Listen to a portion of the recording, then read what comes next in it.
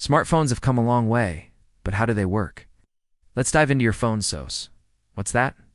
SoC, short for System on a Chip, is like your phone's brain. It's a single piece of silicon containing many components packed together. Modern SoCs like Apple's A17 Pro or Qualcomm's Snapdragon 8 Gen 3 have several components. First, there's the CPU, or Central Processing Unit, which runs your phone's apps and operating system. On both Android and iOS, the CPU uses the ARM architecture, which means it's more power efficient than the x86 chips used in most laptops and desktops. This efficiency is crucial for smartphones since they need to run for days on a small battery. The CPU uses a design called Big.LITTLE. Imagine having a couple of big cores that perform really well when you need them. But most of the time your phone isn't doing anything too intensive. In that case, it can use its little cores to save energy. These little cores run at lower voltages and are smaller, which saves power. Next up, we have the GPU, or Graphics Processing Unit. When you play games or even scroll through your phone's user interface, the GPU handles all those pretty pictures and animations. GPUs are also used by apps like Snapchat and Instagram to apply those funky filters in real time. The NPU, or Neural Processing Unit, is an AI engine that accelerates tasks like Face ID, Siri, and computational photography. Ever wondered how your phone takes amazing nighttime photos? That's the NPU in action, applying AI to enhance the image.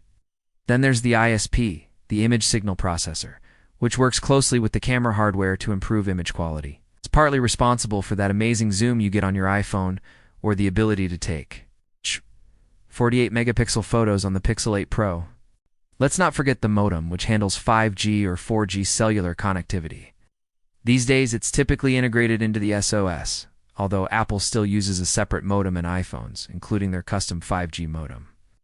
Finally, there's RAM, Random Access Memory, which acts as your phone's short-term memory. It stores the apps you're using right now, so the CPU can access them quickly.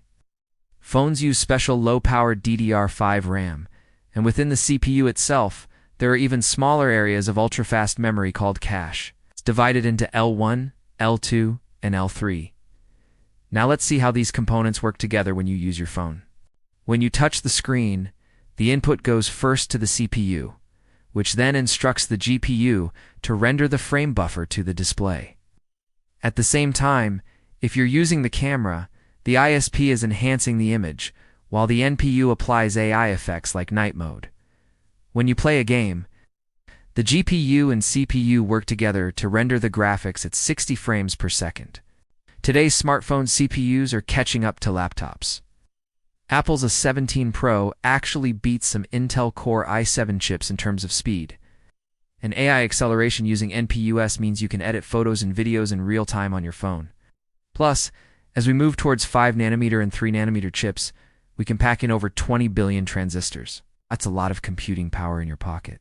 In the future, we'll see 2nm chips in 2025, which will be even faster, cooler, and more efficient. We'll also see more modular chiplet designs similar to AMD's Ryzen desktop processors. And some companies are even exploring photonic processors that use light instead of electricity to compute. This has been your host. Thanks for watching till the end, and I'll see you in the next video.